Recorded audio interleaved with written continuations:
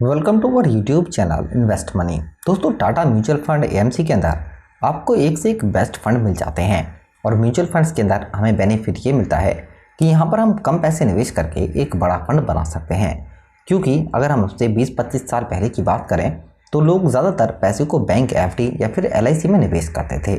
लेकिन जिन लोगों ने म्यूचुअल फंड्स के अंदर उस वक्त पैसे को निवेश किया, और अगर आज की डेट की हम बात करें तो उन लोगों ने करोड़ों रुपए का फंड बनाया है। और उसकी सबसे बड़ी वजह यह है कि उन्होंने उस वक्त म्यूचुअल फंड्स पर भरोसा किया था जिस वक्त लोग म्यूचुअल फंड से बचते थे निवेश करने के लिए। और दोस्तों, अभी भी ज़्यादा देर नहीं हुई है। आप ज़्यादा नहीं, लाखों रुपए की हम बात नहीं करते हैं। अगर आप सिर्फ 24,000 रुपये का निवेश कर देते हैं एक बेहतरीन फंड के अंदर, तो इससे आप 5 करोड़ रुपए का फंड भी बना सकते हैं। और दोस्तों, अगर आपको 5 करोड़ रुपए का फंड बनाना है और आप सोचेंगे कोई आपको बैंक एफडी या फिर एलआईसी के अंदर प्लान मिल जाए जिसमें आपको ब्याज दर अच्छी मिल जाए, उसमें आप 5 करोड़ का फंड बनाएंगे, तो उसके लिए आपको निवेश करने के लिए 20 से 25 लाख रुपए का फंड चाहिए। तब भी आपको मुश्किल ही 5 करोड़ रुपए का फंड मिल पाएगा। म्यूचुअल फंड्स के अंदर सबसे अच्छा बेनिफिट हमें यही मिलता है कि हम इसमें कम पैसे निवेश करके अगर एक बड़े फंड बनाने का टारगेट है तो उसे पूरा कर सकते हैं। क्योंकि इस पर हमें जो रिटर्न मिलता है वो कंपाउंड होता है और कंपाउंड रिटर्न से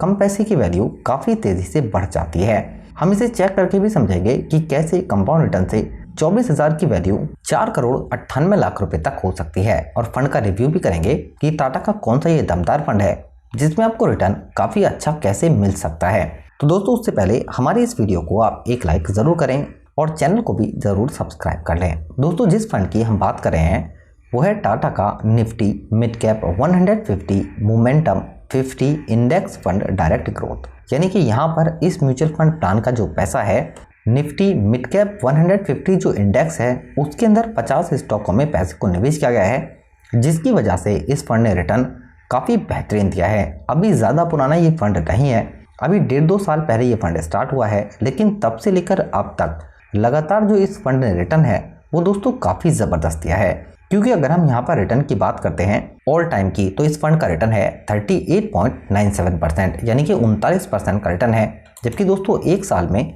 इस फंड ने 60% से ज़्यादा का रिटर्न दिया है। यानी कि अगर आप इस फंड में 1 लाख रुपए निवेश करते एक साल पहले, तो आज की डेट में उसकी वैल्यू 1,60,000 रुपये की हो जाती। अगर आप 10 लाख निवेश करते तो 16 लाख रुपए सिर्फ एक साल के अंदर। और पिछले 6 महीने में फंड का रिटर्न 34% से ज़्यादा है। दोस्तों, हम यहाँ पर 39% रिटर्न की बात नहीं करते हैं। आपको यहाँ पर सिर्फ 29% का रिटर्न मिलता है और आप 24,000 का निवेश करते हैं सिर्फ 7 साल के लिए। तो इस 7 साल में 24,000 रुपये निवेश करके आप सिर्फ 1,42,000 रुपये का फंड बनाएंगे। ये आपको कोई ज़्यादा बड़ी रकम नहीं लग रही होगी, लेकिन यहाँ से अब आपको बेनिफिट मिलेगा क्योंकि कंपाउंड रिटर्न से अगले 14 साल में अब आपके 24,000 की वैल्यू बढ़कर 8,48,000 रुपये की हो जाएगी। जबकि दोस्तों, अगर हम यहाँ पर बात करते हैं 21 साल की, तो इस 24,000 रुपये निवेश करके आप 50,41,000 का फंड बना लेंगे और इसमें 50,17,000 रुपये का रिटर्न होगा। जबकि अगर हम 30 साल की बात करते हैं तो दोस्तों, इस 24,000 रुपये से आप 4 करोड़